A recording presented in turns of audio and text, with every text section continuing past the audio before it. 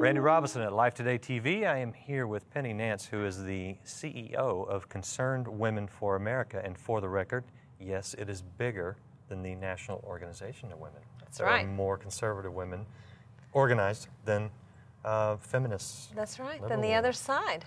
Yeah, so congratulations on that. Thank you very much. We're very proud. We have a big election coming up. I think the biggest in my lifetime. Why do you say that? I think that our nation's at a tipping point.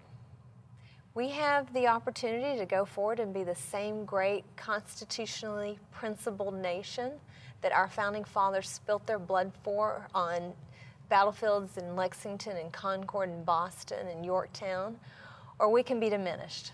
We can be something less. We can be better than we have been. The last 4 years have been exhausting. We have a $15 trillion debt hanging over our heads. We have 1 in 3 pregnancies ending in abortion. We have had our president come forth and say that he supports same-sex marriage. We've had just job losses at record numbers. We have about between 8 and 15% unemployment. We've got to do something. Wouldn't it be much worse if President Obama hadn't done what he had done? And wouldn't Bush's legacy have made the country that much worse? That's what he says. I know. Well, you know, we don't know exactly what would happen, but we do know that we've spent good money after bad. And we know at some point when you can't submit a budget that balances, when you don't even try, then there's something really wrong.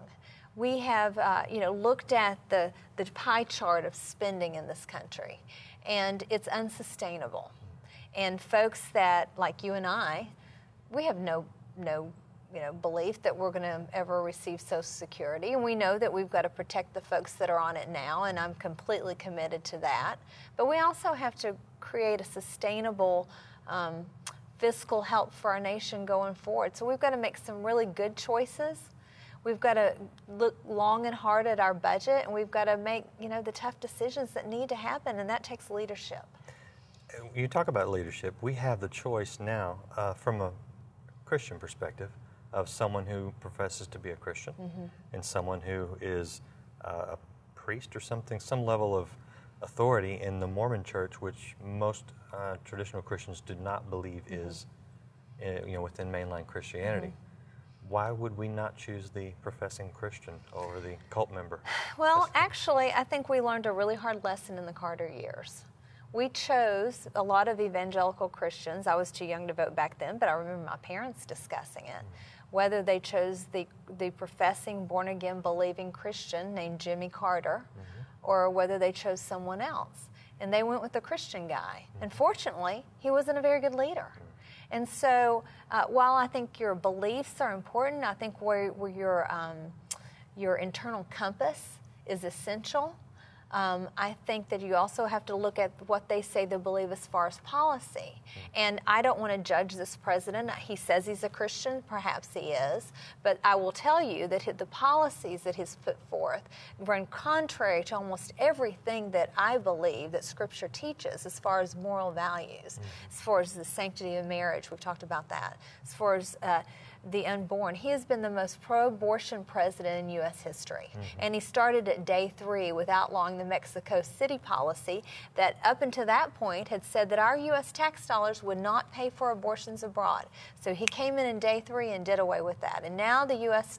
taxes go to pay for abortions in other countries, including China, where they consistently do forced abortions on women. So I could go on and on and on. There's so many policies that are just absolute contrary to Scripture, and we've got to take a tough stand.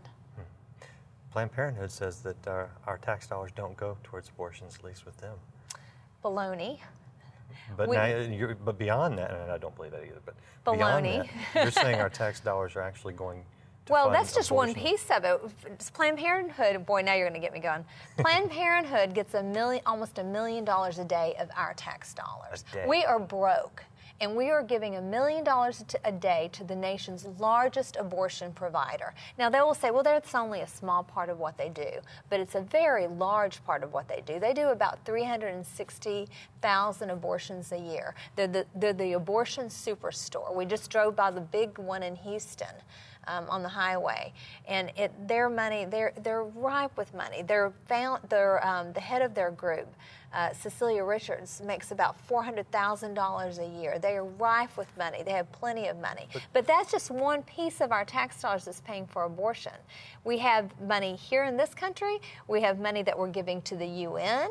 We have money that we're spending in other nations. So, to pretend somehow that our tax dollars are not paying for abortions under this administration is just is dishonest. And I will go further and say that Obamacare will again continue that vein.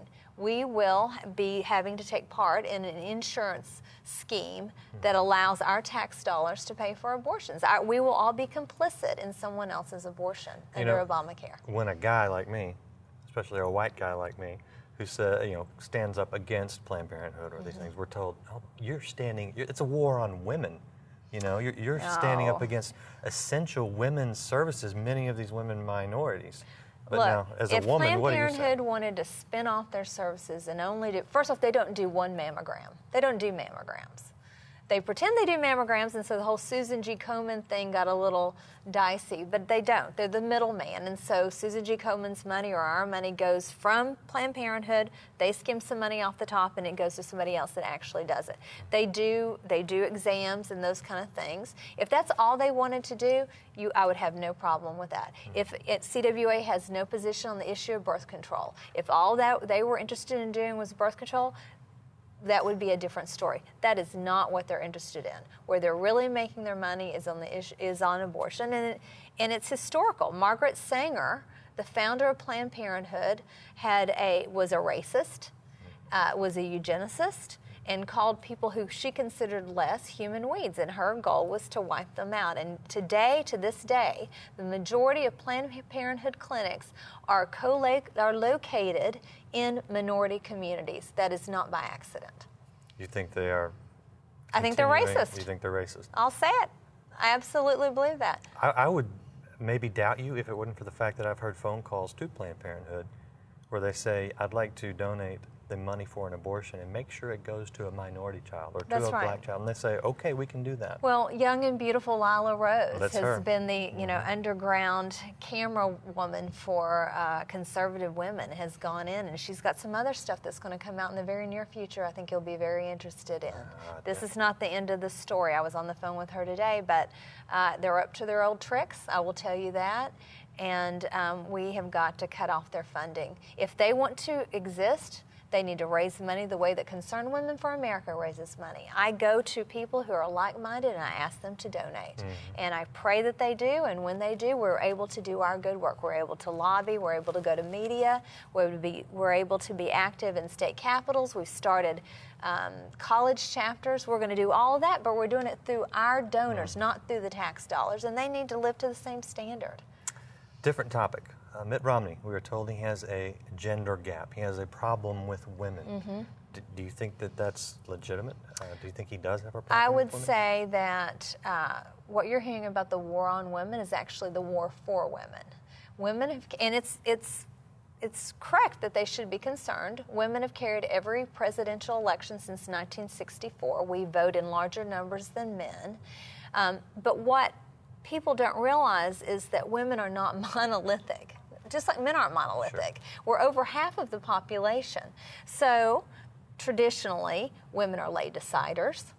Women that are married and have children tend to vote more conservative. Women that are single tend to be a little more liberal. Women that are single moms tend to be more liberal because they need or want the government services that are often promised from the liberal side of government. So, I think that Mitt Romney has to be sure to articulate his positions clearly for women. A third of small businesses are owned by women. Women care about the same issues as men. We care about having jobs. We care about if we're paying high taxes. We care about the education of our children. We care about the very same things that men care about, and he has to be able to articulate those positions clearly and cogently, and I believe that women will receive it. Very good. Thank you for your time. Give people your website if they want to come visit you. Great. Our website is concernedwomen.org. If you come on and sign up, you can sign up for our alerts. We'll get information out to you on a weekly basis, if not more. When things are really hot and popping on Capitol Hill, you will know about it immediately. That's the beauty of the internet, and better than snail mail, we can let you know through an email that you need to respond and let your congressman know. Be a part of our team. Concerned Women for America is the nation's largest women's organization in the country with 500,000 members. We are doing great things. And also mention our She Votes 2012 campaign. We are absolutely hitting it hard to turn out conservative women in this next election. We have got to have our voice in the public square. And again, you were talking about the war for women. We've got to let our voice be heard, or else other people will speak for us. So She Votes 2012. Come to concernedwomen.org, and you can find out what we're doing there. You mentioned that women tend to be late deciders, and I know That's my true. wife is much of a news junkie I am. My wife doesn't pay a whole lot of attention to it. Do you guys have a lot of resources for people in general, but specifically for women who want to know where the politicians stand on issues? We do. We have voting records on our website, so you can find out. You say, I know this guy's my congressman, and he's been this for a long time, but I don't really know where he stands on the issue. Come to our website. We can let you know that. If you're not registered to vote, we can get you registered to vote. Great. If you want to join in our effort to turn out the vote, sign up. We'd love to have the help. So Great. We're doing great things. Oh, good. Lots of good stuff. Be sure to check it out, concernedwomen.org. Thank you for spending a few minutes with us. Thank you for having me.